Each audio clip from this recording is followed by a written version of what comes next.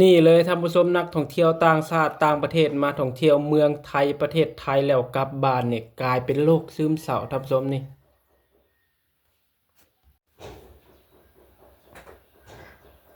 กราบสวัสดีสุขสบายดีท่านผู้ชมทุกคนที่เข้ามารับชมคลิปวิดีโอเช่นเดิมเช่นเคยตอนนี้ทุกคนอยู่ที่2ทิศแสง Channel นั่นเองในคลิปนี้ทิศแสงจะนำพาทุกคนมาเจาะลึกเปิดเผยประเด็นเกี่ยวกับนักท่องเที่ยวท่านผู้ชมนะครับบอกได้เลยว่ารีวิวเกี่ยวกับมาท่องเที่ยวเมืองไทยประเทศไทยแล้วกลับไปบ้านปึ๊บนะครับเหงางอยท่านผู้ชมนะครับไม่มีพลังงานไม่มีชีวิตที่จะทำงานนะครับบอกได้เลยว่ากลายเป็นโรคซึมเศร้าไปแล้วก็ว่าได้และเหตุการณ์จะเป็นจะได้นั้นไปรับชมคลิปวิดีโอพร้อมๆกันจึงมาพูดคุยกันอีกครั้งนึง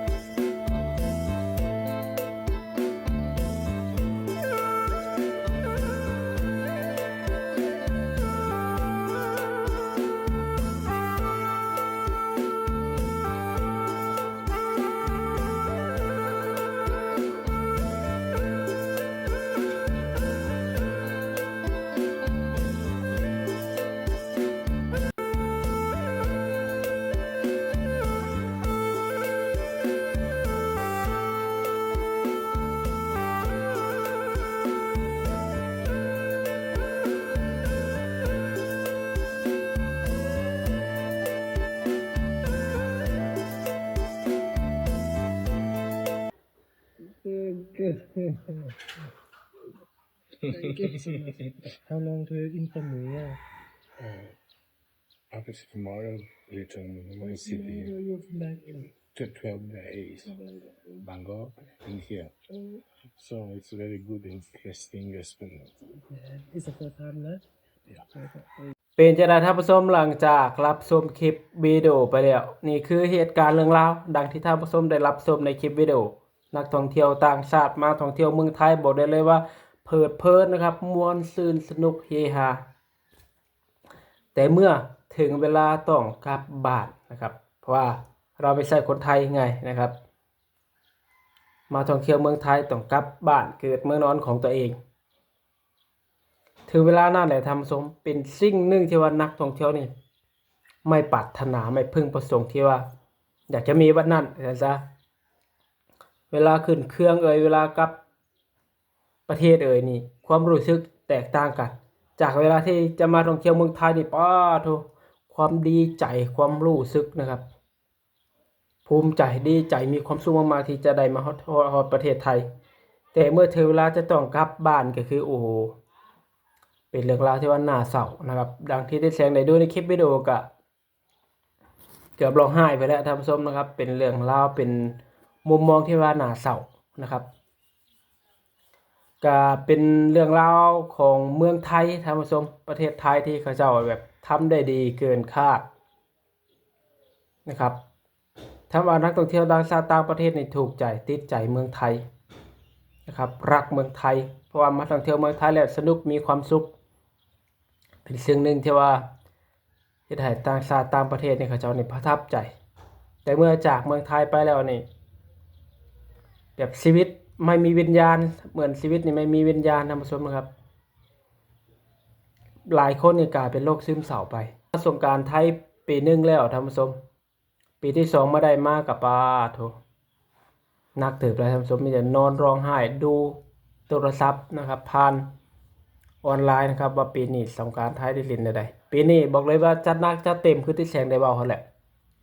ติดทอมดับโลกไปแล้วท่านผู้ชมนะครับนักท่องเที่ยวต่างชาติที่มาท่องเที่ยวในบุญสงกรานต์มาลิดเมืองไทยประเทศไทยติดท็อปของโลกไปอีกแล้วในปีนี้ท่านผู้ชมก็เป็นเรื่องราวที่ว่าสุดประทับใจและก็ดีใจนะครับที่ว่าเมืองไทยประเทศไทยนี่รักษานะครับมาตรฐานการต้อนรับนักท่องเที่ยวต่างชาติต่างประเทศนะครับพื้นที่เล่นสงกรานต์พื้นที่นักท่องเที่ยวต่างชาติต่างประเทศไปมีความสะอาดงามตาอาหารการกินสะดวกสบายอาหารอร่อยหลายองค์ประกอบไม่ให้เมืองไทยประเทศไทยนี่กลายเป็นจุดเด่นเป็นเมืองรอยยิ้มเป็นเมืองแห่งความสุขเป็นเมืองที่ต่างชาติต่างประเทศผู้สูงอายุปรารถนาที่จะมีในช่วงวัยอายุเกษียณนะครับปรารถนาครั้งหนึ่งที่อยากจะมาเยี่ยมยามที่จะมาเยือนเมืองไทยประเทศไทยบอกได้เลยท่านผู้ชมว่าปีนี้นะครับนักท่องเที่ยวต่างชาติต่างประเทศนี่เขาเจ้านี่รักเมืองไทยนี่เกินนะครับเกินคาดนะครับบอกเลยว่าเขาเจ้านี่รักโดยใจจริงเพราะว่าเมืองไทยมันคือประเทศไม่คือบ้านเมืองที่เขาจากมาเมืองไทยจะเป็นบ้านหลังที่1ก็ได้นะครับบ้านเกิดจะเป็นบ้านหลังที่2ไปก็ได้บางคนก็คือไปทำงานหาเงินอยู่ที่บ้านได้เงินเยอะๆมาเที่ยวเมืองไทยเงินหมดตังค์หมดกลับไปหาเงินแล้วมาท่องเที่ยววนลูปอยู่แบบนี้บางคนก็มาอยู่ประเทศไทยเลยนะครับมาพักมาเช่าอยู่ประเทศไทยเมืองไทยเลยถึงขั้นนี้ท่านผู้ชมนี่แหละนะครับประเทศไทยเมืองไทยนะครับดีจริงและนี่ก็เป็นมุมมองความจริงท่านผู้ชมไม่ใช่ว่าที่แสงมาอัดคลิปนี่พูดเล่นๆนะครับต่างชาติต่างประเทศนี่เขาเจ้าติดงอมแงมเมืองไทยประเทศไทยอาหารการกินสถานที่ท่องเที่ยวนะครับมีหลากหลายและมีความสะอาดงามตาการต้อนรับการบริการของเมืองไทยนี่คือจุดเด่นและทำให้นักท่องเที่ยวต่างชาติต่างประเทศนี่มาท่องเที่ยวเมืองไทยได้คือบ้านของตัวเองครับอบอุ่นปลอดภัยสิ่งเหล่านี้แหละทำเอานักท่องเที่ยวกลับประเทศตัวเองแล้วเอาซึมเศร้าไปคือกับคนอกหักก็ว่าได้ท่านผู้ชมและท่านผู้ชมทุกคนที่เข้ามารับชมคลิปวิดีโอเลยมีมุมมองความคิดเห็นใดๆนะครับเกี่ยวกับนักท่องเที่ยวต่างชาติต่างประเทศ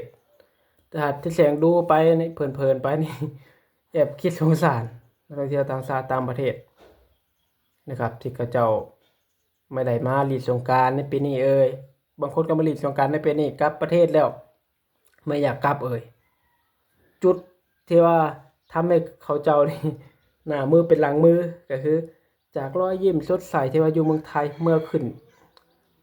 จุดเลื่อนผ่านนะครับเลื่อนขึ้นไปเพื่อจะขึ้นเครื่องบินปุ๊บหน้าเศร้าน้ำตาไหลเลยทีเดียวเพราะว่ารักเมืองไทยประเทศไทยอันนี้เป็นสิ่งหนึ่งที่เราได้แสดงเบิ่งในคลิปวิดีโอแล้วก็เห็นเลยว่าสิ่งเหล่านี้นะครับไม่จะเป็นต้องอธิบายให้หลากหลายนะครับดูหน้าตาดูสีหน้าของนักท่องเที่ยวต่างชาติต่างประเทศก็รู้ว่าเขาเจ้านี่รักเมืองไทยนี่งอมแงมเลยอันนี้แหละนะครับที่แสดงว่าประเทศไทยเมืองไทยไม่จะเป็นต้องโปรโมทหากว่าประเทศนั้นมันดีจริงมันคักจริงนะครับนักท่องเที่ยวต่างชาติต่างประเทศเขาจะโปรโมทให้เองและอันนี้ก็เป็นภาพจริงคลิปจริงนะครับที่แสงก็เอาความจริงนี่มาให้ท่านผู้ชมได้รับชมนะครับเพิ่นก็ไม่ได้พูดเกินเลยไม่ได้เพิ่มเติมแต่งอย่างใดท่านผู้ชมเพียงแต่เอาความจริงที่ว่าณตอนนี้